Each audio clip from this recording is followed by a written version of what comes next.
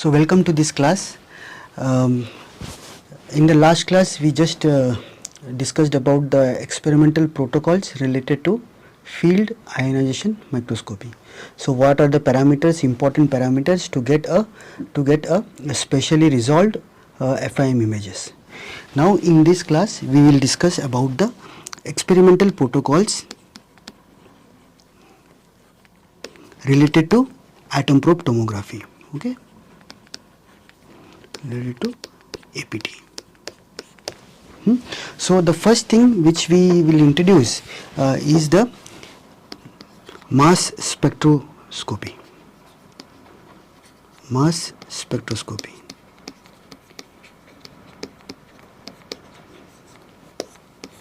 Okay, so the time of flight of each detected ion, is converted to mass to charge ratio.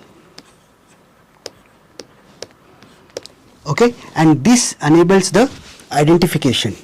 This enables the identification of the chemical species.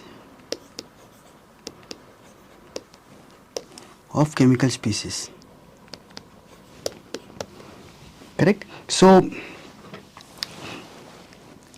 with atom probe, actually you can do the detection from hydrogen to uranium and higher complexes. Okay, so we can detect from up to uranium and also complexes. Maybe it is in the form of ions or the molecular ions. Correct. So as this experiment goes on, as the field evaporation goes on from the tip surface, the time of flight of each ion is populated. Along with this, the position where the ions get hit to the delay line detectors, that gets also populated. Correct. And these two information are used for the reconstruction.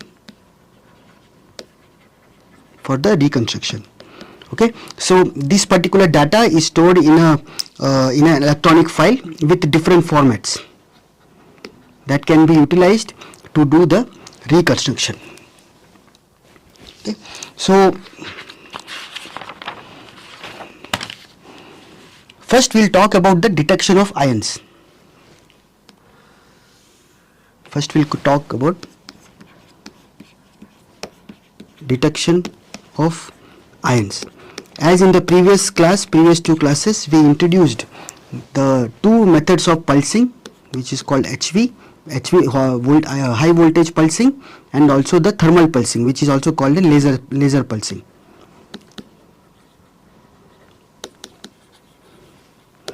Okay, and these two HV pulsing and laser pulsing can be applied sequentially. So each pulse, if you are applying each pulse, then a time measurement devices. So I will show you a schematic where you can see that. So this is pulses which are applied. Okay, this is called detection window.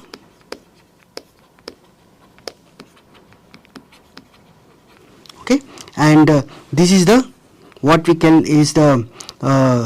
measurement of time of flight. Okay, so each pulse, a time measurement device is started for a given duration, which is called a detection window. So detection window corresponds to this particular.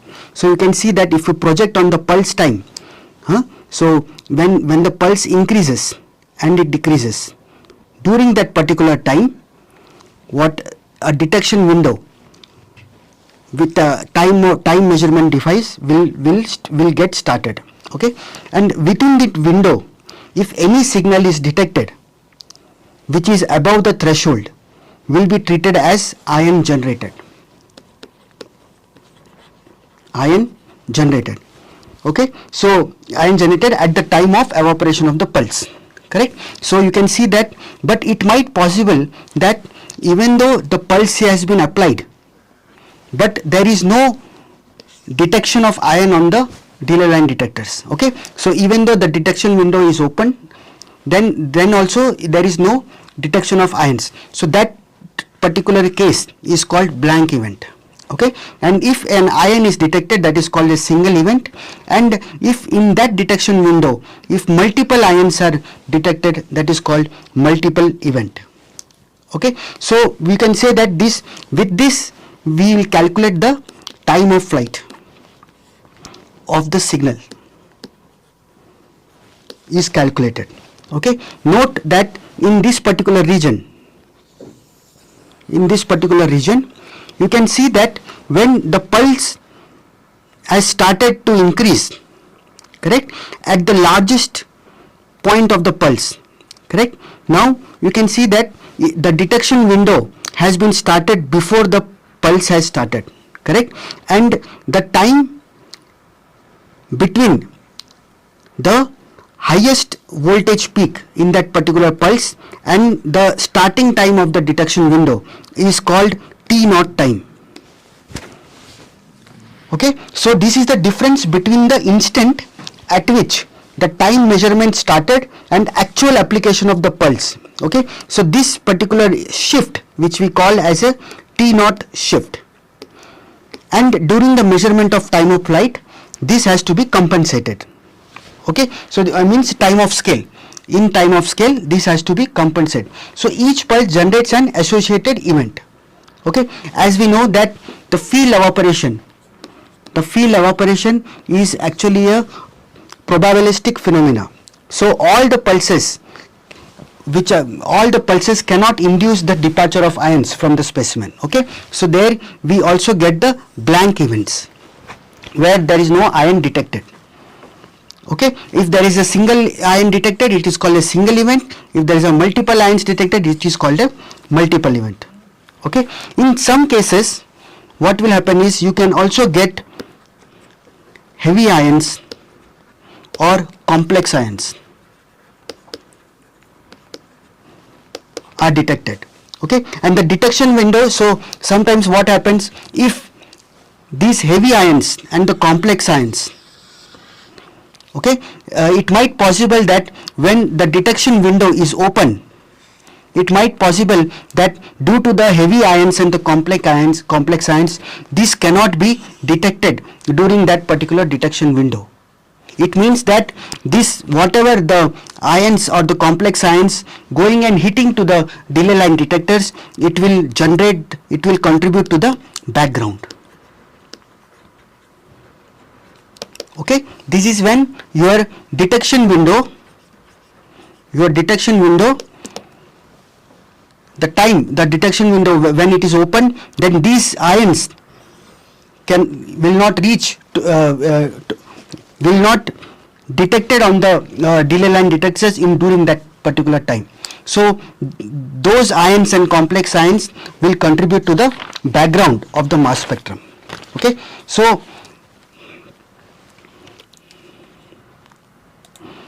if you see the mass spectrum, now we will talk about little bit more on mass spectrum, which we get from the instrument.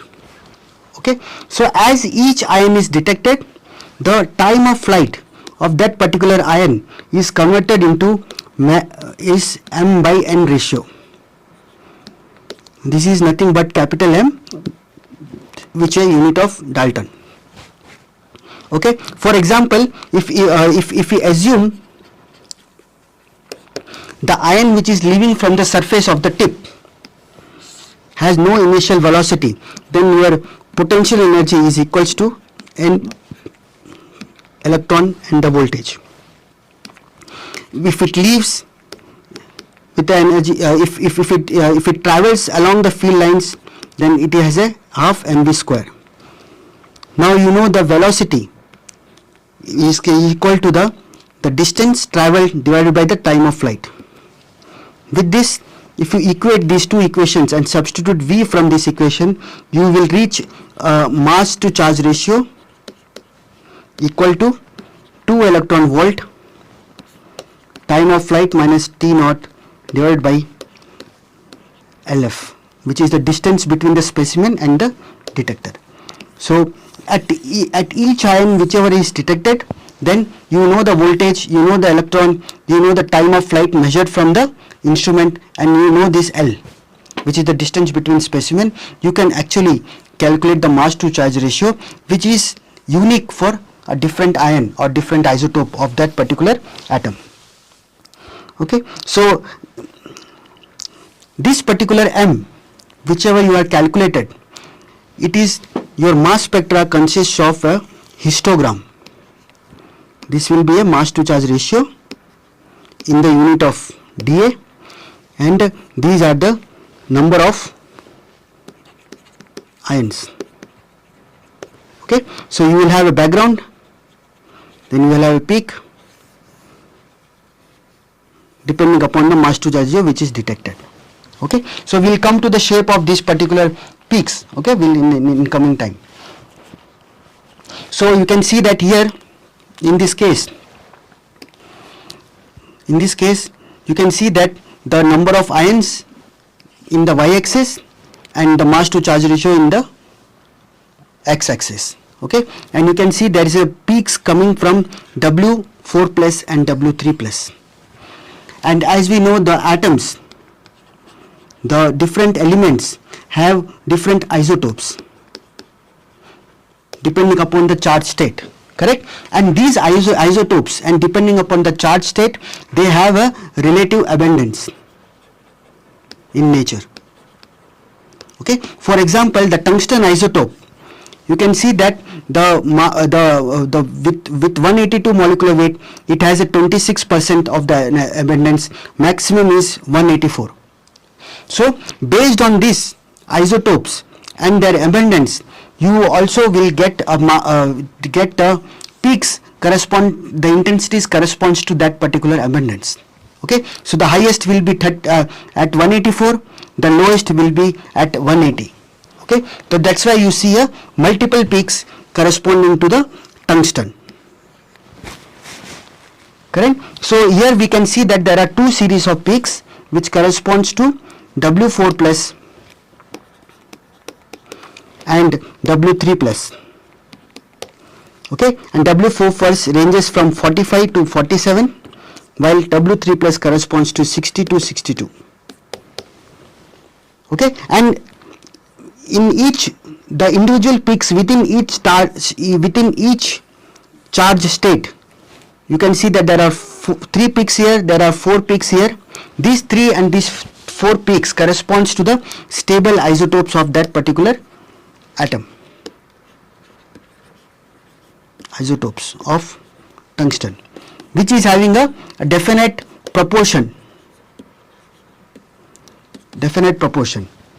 and this can be distinguished between different isotopes combined with the, they can distinguish by the mass to charge ratio.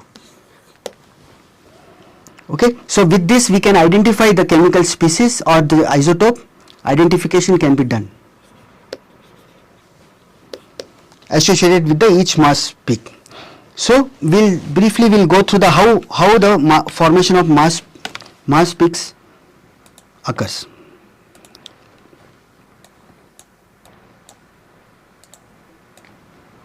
Okay, now we'll just little bit talk about formation of mass spectrum.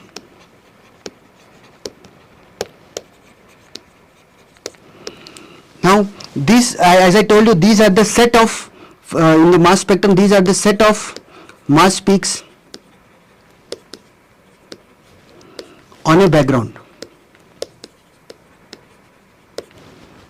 Okay, so in this what will form is if you see a one single peak, so there will be a background and there will be a sharp rise in the peak and there is a decreasing, then again background.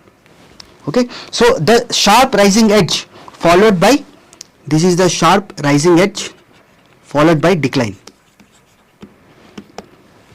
results from the ions. Okay, so this sharp, so this is exactly related to the how you are doing the pulsing, correct? So this sharp rising edge, it means that the ions are detected at this of this particular mass to charge ratio, with the same mass to charge ratio, you can see that there is a inclination. Okay, and this inclination or this declination is related to the ions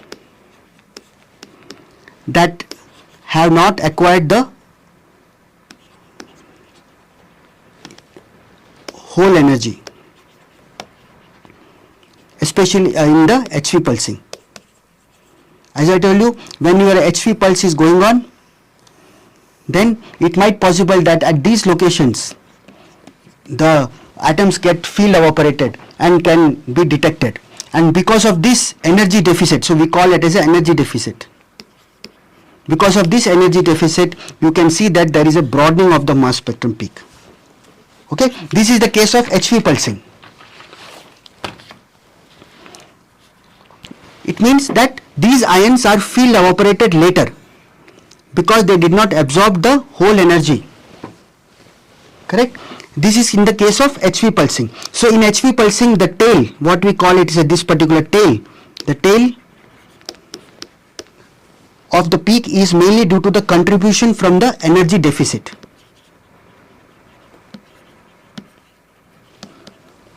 Okay, so the mass peaks appear similar across the, so in this case the mass peaks appears almost similar across the mass spectrum.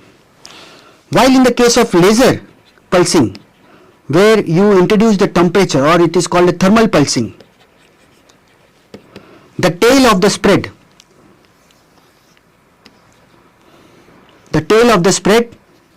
this particular tail of the spread is due to the finite duration of thermal pulse. It means that the atoms or the ions, the atoms, they field evaporate during the decay of the specimen temperature, base temperature at the surface. Okay, so this is related to the cooling time. So when you give a thermal pulse to a needle specimen, then the temperature will increase, and depending upon the parameters and also the tip surface, the decay in temperature, you will get a tail in the laser pulsing of that particular peak. Okay, so this particular tail, the appearance of tail, therefore the tail will distort the peak shape. That depends upon the specimen geometry. I think in the last class we just talked about this particular case, how specimen geometry is affecting the rate at which the tip gets cooled down. Correct? So, and also the thermal properties of the material. Okay, so this is the case of laser pulse. So here the ions which are flying, so there is one more issue, that the ions, so you have an atom probe tip needle, okay, and you have a detector screen here. Now if you see this particular axis, the atoms which are traveling from this tip to this tip and the ions which are traveling from this here, you can see the distance traveled by the ions which are hitting at the center of the screen and the ions which are traveling and hitting the far away from the axis of the screen. They both have a difference in the time of flight, same mass to charge ratio. So ions flying towards the center of the detector, they have a shorter distance, and the ions which are arriving at the edge of the detector, they have a longer distance. This is due to which they will generate a spread in the time of flight of that particular mass to charge ratio or the ion. Okay, so this causes difference in the time of flight of the ions with the same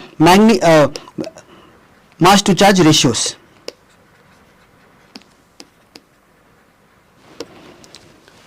Okay, so this also contributes to the broadening of the peak.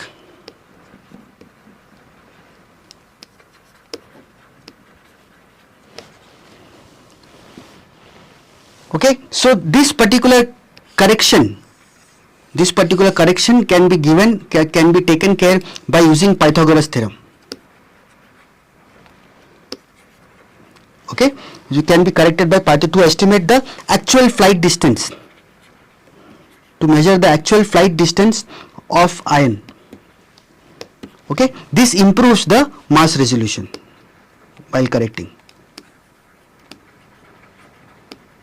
because it is a right angle triangle.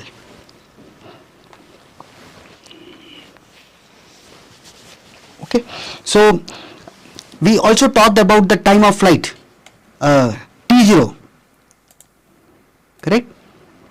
So for example,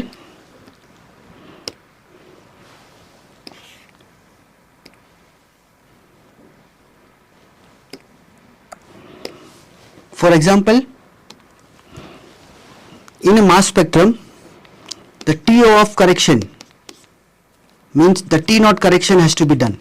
It means that if for an aluminium the two peaks appear at 13.5 and 27, okay, so but in actual case, if there is not corrected, then there will be a shift in the peak, and this shift in the time of flight, T naught, has to be corrected. So there should be a proper calibration. Okay, so this is related to the calibration of the instrument.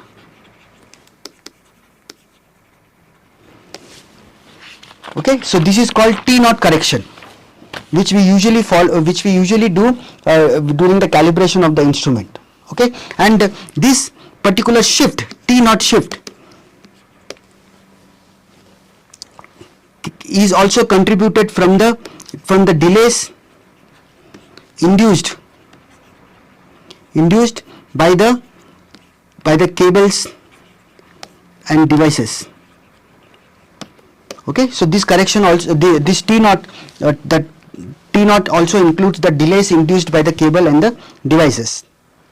Okay, so now coming to the background, what this background consists of. Okay, so I hope that you must have understand about now the peak, the mass spectrum peak, and the difference between the HV pulsing and the laser pulsing. HV pulsing, it is related to your energy deficit.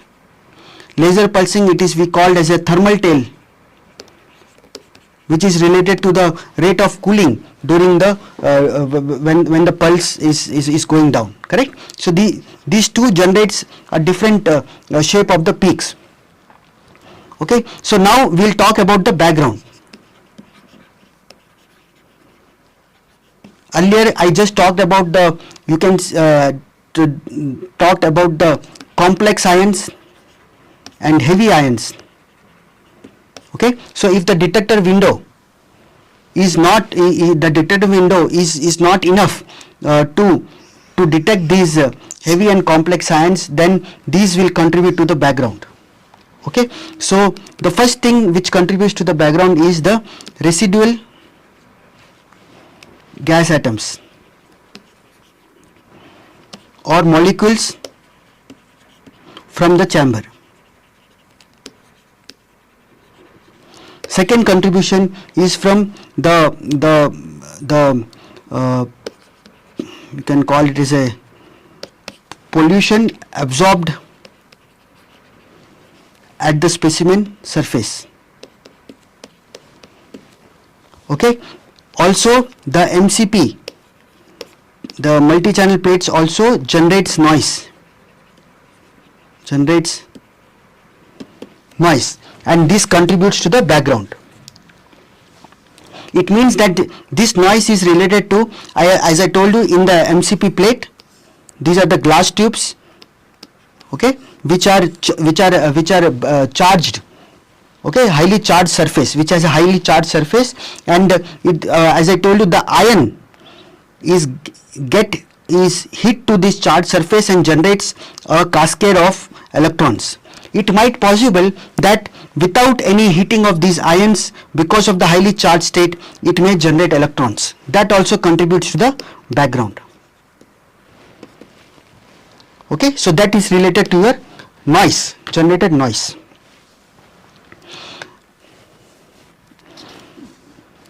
Now next parameter is definition of mass resolution. How we will define the mass resolution? In focused in field ion microscopy, we talked about the image resolution, correct? So here also first we will that is related to the position of heat, correct? And now we will talk about the mass resolution.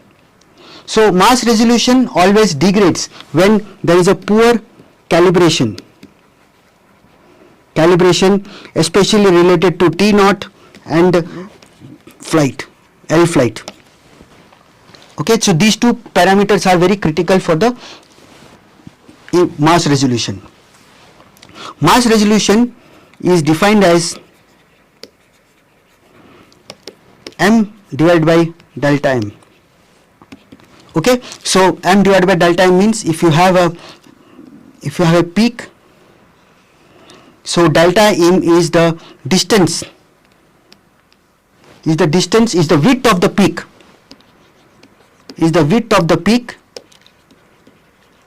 at different levels of that particular height of the, at different heights of that particular peak. Okay, so this corresponds to the width of the peak, and you can define the mass resolution as you can put it as a 50% of FWHM. What is FWHM? It is nothing but the full width half maximum. Okay, it means that exactly at the middle portion. We also call is 10. It means that FWTM, full width 10th maximum, and also the 1%, 10%, 50%, which is the 1% of maximum peak. These are the three things which we use usually to quantify the mass resolution. Okay, so appearance of tail directly influences the resolution. Okay, so resolution will be degraded or lower when there is a lower height of the peak appears. Okay, so for HV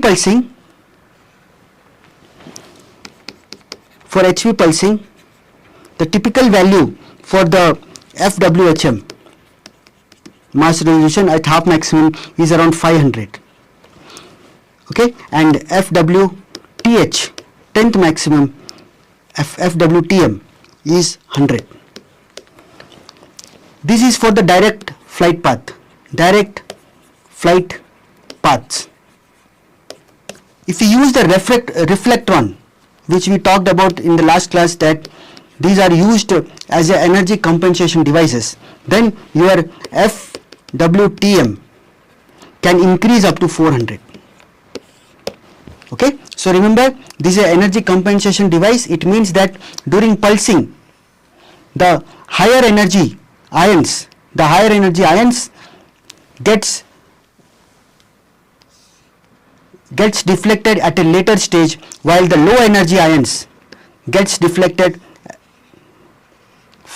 at early.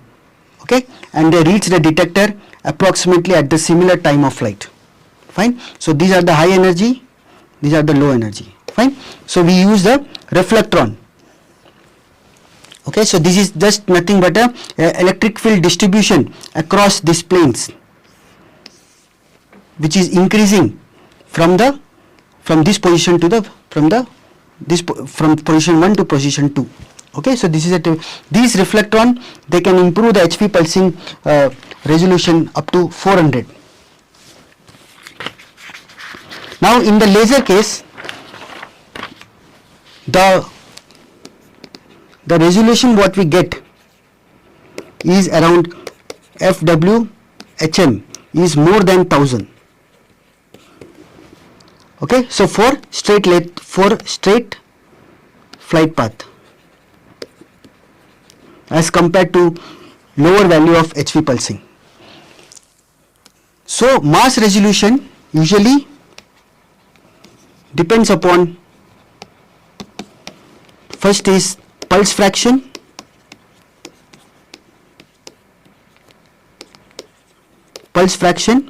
second is temperature, third is voltage, and fourth is tip geometry, especially in the case of thermal pulsing. Okay, so sometimes if these parameters are not optimized, then even in the laser pulsing, you will get a very poor mass resolution as compared to the HV pulsing. So these four parameters are very important to get a optimum mass resolution for any for any specimen. Okay, so with this I will end this class now. So we have briefly gone through the parameters. So with this I will end the class now. So we have discussed the parameters which are important to run atom probe